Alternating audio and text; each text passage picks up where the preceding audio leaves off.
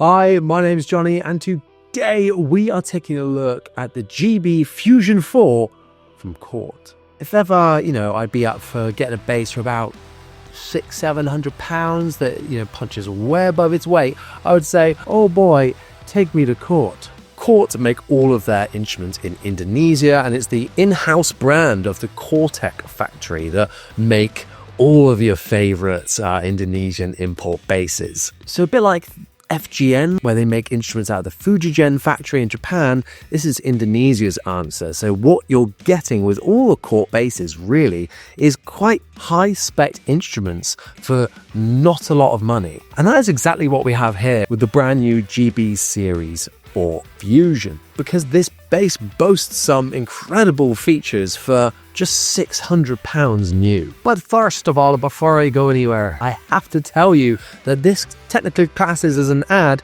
because Cort have sent me this bass to check out today. Now, this isn't going to influence what I say or what I think. All thoughts and opinions here are my own, and yeah, I'm just going to say whatever the blooming heck I think. So first of all, I can't go anywhere without talking about this insane blue burst finish. It's an older body with a spalted maple top, and yeah, you can really see that this is a nice quality bit of wood. I mean, look at the grain on that. It is just crazy, isn't it, how much is coming through there. They also do it in this rather fetching amber finish, and I think I kind of prefer the amber one to the blue. I really hit and miss when it comes to blue basses, and this one just about passes the mark, but yeah, it's really cool, especially with this black hardware that we've got at the bottom and up at the top of the headstock. Speaking of, our first high spec is the inclusion of the incredible Hipshot ultralight tuners. These do an amazing job at keeping everything in tune whilst also relieving some weight at the top, meaning that this bass balances really well sat down and on strap. I've just quickly weighed this bass and it comes in at 9.4 pounds, so not the lightest bass I've ever played, but also nowhere near the heaviest, and so pretty modest weight considering we've got high mass bridge and all the active electronics. It's a really nice touch that we've got that beautiful burst and like spalted maple top on the headstock as well. I think that just adds to the really premium look and feel of this bass. And that look and feel continues up the fretboard as we've got this stunning C-shaped maple neck with this satin back on it. I could rub this bit of wood all day long. It just screams high quality, and yeah, it's a beautiful instrument to hold in your hand. Like that, this feels really premium. Now, one of my favorite features on basses is when we have the truss rod adjustment at the bottom of the neck as opposed to at the top. It's way easier for getting in there and adjusting things around the strings rather than having to work around the tighter strings right up here at the nut. Whilst this is good, this is a bit of a downside of this bass where the color's a bit weird and it's a bit rough in there, so that's probably the worst part about this bass, honestly. Like, I can put my finger in this hole and it's kind of a bit rough and stuff comes out on it, and yeah, it's not an amazing experience, that, but I'm not often fingering holes like this, so I guess that's fine.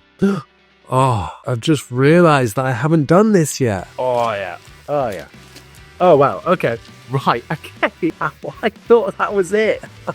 That looks so much better without that on there. Before we talk about all of this going on here, I will just flip it over quickly to show off some more of the features. We've got a 5-bolt construction, a string through body, which, yeah, tick. Specless wise, this is it, so good, and all the features I would want to see out of a bass, not just this price range, but anything above this as well. And then, of course, we have a compartment for our 9-volt battery, which powers our active preamp. The controls are very simple. We have a master volume, a master blend, and then a 3-band preamp. That's bass, middle, treble. And yes, we can put this in passive mode by pulling up the volume knob. Now, I know the next question you'll have is, does it have a passive tone control? And the answer is that you'll need to subscribe first to find out. It sadly doesn't. Like, that's probably the only other downside physically about this bass. Before I share my final thoughts, let's have a listen to what this bad boy can do. Now let's have a listen to just the straight DI tone to start with before we put any amp sims on here. So this is just both pickups on Totally passive. Let's go.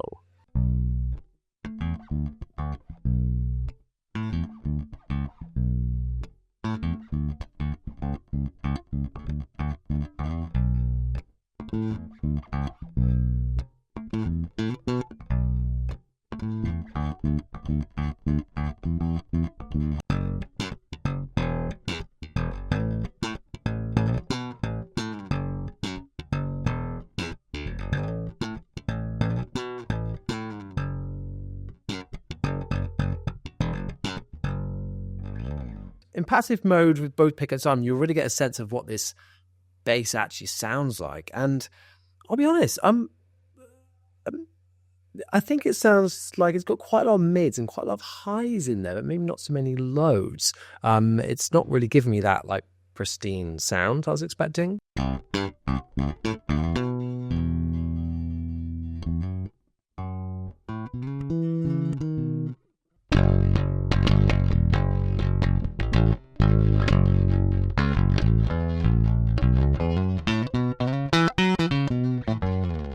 Now let's have a listen to this with everything flat with the preamp engaged. Boy.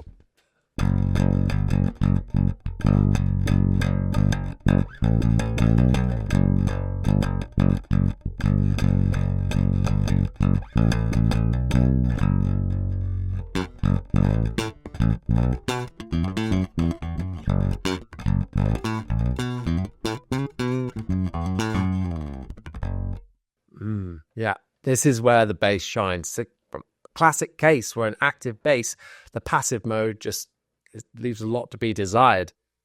This is with everything flat, and it sounds great, just like super solid and really even across all the strings.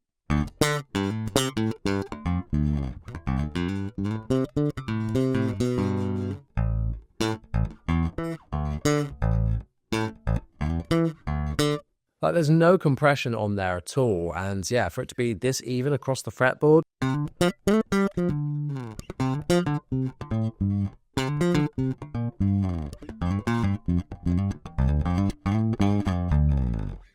Like, I think that's a really nice achievement. I think that's a really great achievement, and yeah, really, really solid across the board, literally. Let's play around with this preamp a little bit more, keeping it on both pickups on. Let's boost the bass as full as it can go and go from there.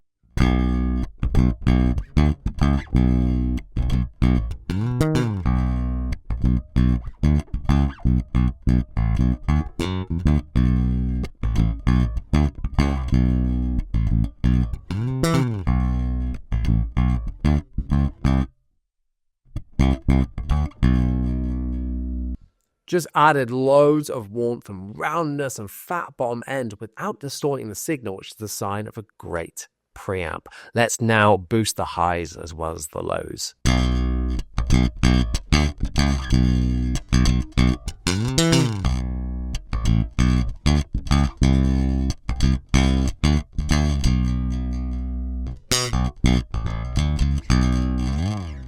Not too bad. I imagine with an amp, that's going to sound really, really great. It's the DI, it's a little bit hot, so I'm going to dial back the treble a little bit, and let's scoop all the mids out now to see what that does.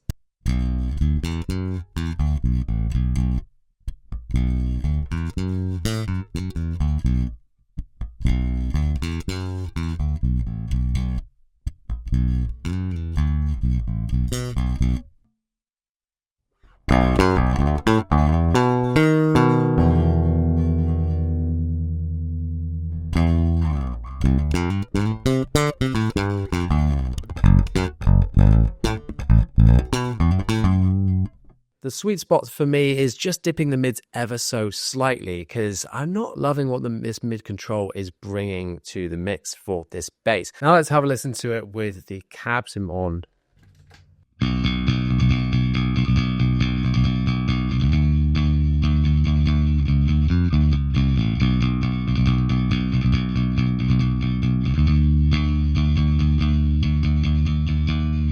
Now, let's have a listen to the treble and the bass full to hear how that compares.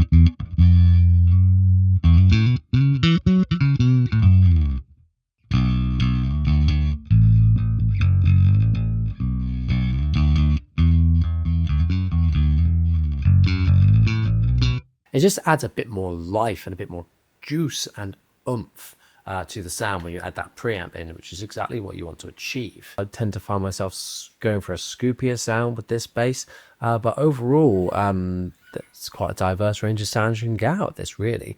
Let's have a listen to it with some effects now.